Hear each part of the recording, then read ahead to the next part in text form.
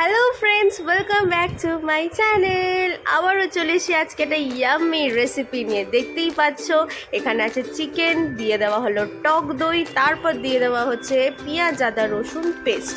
তার আগে বলে দিই, এই রেসিপিটা কিন্তু আমার দিদির স্পেশাল রেসিপি। আজকে রান্নাটা কিন্তু ওই করছে। চলো এবার ও এর মধ্যে দিয়ে দিচ্ছে একটুখানি সাদা তেল। তোমরা কিন্তু এই রেসিপিটা অবশ্যই ট্রাই করো, আর ট্রাই করে আমাকে জানিও তোমাদের কেমন লাগলো। আমার তো ভীষণ ভালো লেগেছে। এবার এর মধ্যে ও একটুখানি দিয়ে দিল হচ্ছে নুন, তারপর এর মধ্যে দিয়ে দিল হচ্ছে লঙ্কা গুঁড়ো। দেখতে কিন্তু বেশ লাগছে। এটাকে বেশ করে এটাকে মিক্স করে নিচ্ছে, ভালো করে মেখে চটকে চটকে প্রত্যেকটা মাংসর গায়ে যেন মশলাটা লেগে যায়। দেখো কি সুন্দর মিক্স হয়ে গেছে। এবার এটাকে ও চাপা দিয়ে ফ্রিজে 30 মিনিটের জন্য রেখে দেবে। এই দেখো চাপা দিয়ে এবার ওটাকে ফ্রিজে রেখে দিল। 30 মিনিট রেখে দেওয়া হবে। 30 মিনিট হয়ে গেছে। এবার ও গ্যাস জ্বালালো, কড়া বসাবে, তারপর এবার আসল রান্না শুরু হবে। চলো এবার ও কড়া জ্বালিয়ে দিয়ে দিচ্ছে ঘি। এই রেসিপির আসল ম্যাজিকই হচ্ছে এই ঘি। এই ঘি না হলে তো রেসিপিটা জমবেই না। চলো এবার ঘি তো দিয়ে দিল। এবার দিয়ে দিচ্ছে হচ্ছে গোটা গরম মশলা। বাবা রে, এতগুলো গোটা গরম মশলা! নিশ্চয়ই কোনো কারণ আছে। আচ্ছা, এবার দিয়ে দিল শুকনো লঙ্কা, দিয়ে ভালো করে ওটাকে ভেজে নিল। যতক্ষণ না গোটা গরম মশলার ওই গন্ধটা ছাড়ছে ততক্ষণ এটাকে ভেজে নিতে হবে। নিয়ে এটাকে ও তুলে নেবে। তারপর পেঁয়াজ কাটাটা দিয়ে দিল। পেঁয়াজ কাটা অল্প, কারণ আমি যতটুকু দেখলাম ওইখানে ও পেঁয়াজ পেস্টও করেছে, আবার এখানে গোটাও দিচ্ছে। দুরকম পেঁয়াজ দিলে কিন্তু খেতে হেভি লাগে। ভালো করে এটাকে এবারও ভেজে নিচ্ছে। আচ্ছা, ভেজে নেব তখন ওইদিকে ও দেখছি আবার গোটা গরম মশলাটাকে আবার হামানদিস্তাতে একটুখানি থেতেও করে নিচ্ছে। না, পুরোপুরি কিন্তু ও পেস্ট করছে না, একটু গোটা গোটা রাখছে। তোমরা চাইলে হামানদিস্তা না থাকলে এটাকে শিল নোড়াতেও করে নিতে পারো।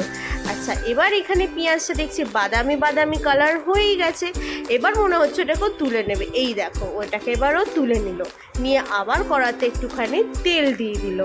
তেল দেওয়ার পর এবার ওই পেস্ট করে রাখা 50% পেঁয়াজ আদা রসুনটাকে এবারও তেলে দিয়ে দিল।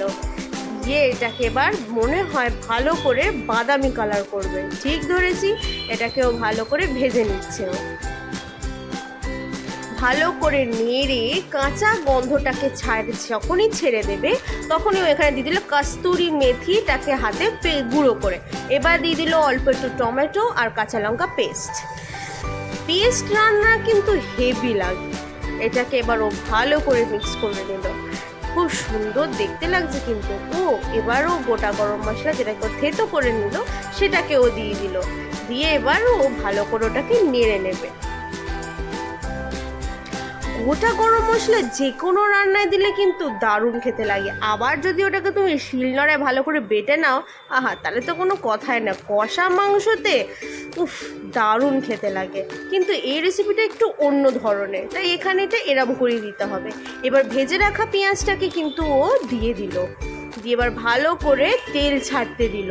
যখনই মশলা থেকে তেল ছাড়বে তখনই কিন্তু মাংসটাকে দিয়ে দিতে হয়। এই দেখো ম্যারিনেট করা চিকেনটাকে কিন্তু এবারও দিয়ে দিল। যে কোনো রান্নাতেই তেল যতক্ষণ না ছাড়ছে ততক্ষণ কিন্তু যে কোনো রান্না ইনকমপ্লিট।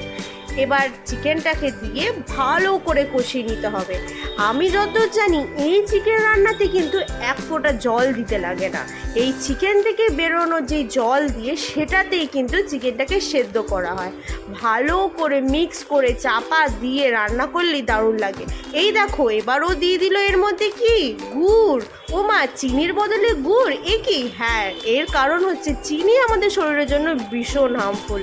তার জন্য গুড় কিন্তু একটা গুড সাবস্টিটিউট অপশন। এবার ভালো করে ওটাকে মিক্স করে নিল। মা, এর মধ্যে দিয়ে দিল আবার একটুখানি নুন। ম্যারিনেট করার সময় তো নুন দিয়েই ছিল, কিন্তু চিকেনটাকে কষানোর সময় নুন না দিলে কি হয়?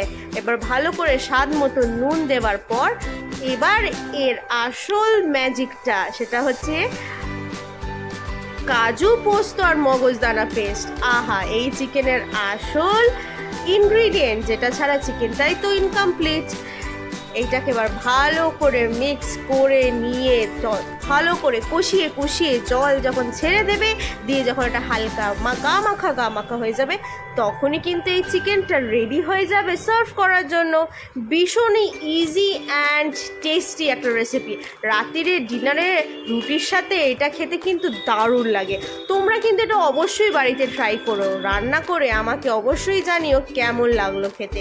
লাস্টে কিন্তু এই ঘিটা কিন্তু দিতেই হবে, দিয়ে ভালো করে চাপা দিয়ে রেখে দাও। রাত্রিবেলার ডিনারেতে ভালো করে সার্ভ করে খেয়ে নাও, আর আমাকে চটপট জানিয়ে দিও যে রেসিপিটা তোমাদের কেমন লেগেছে। আমি কিন্তু তোমাদের কমেন্টের জন্য অপেক্ষা থাকলাম। টিল দেন তারা, ভালো লাগলে অবশ্যই লাইক, কমেন্ট আর সাবস্ক্রাইব করে দিও, আর যদি আরও ভালো লেগে থাকে তাহলে শেয়ার করে দিও। বাই।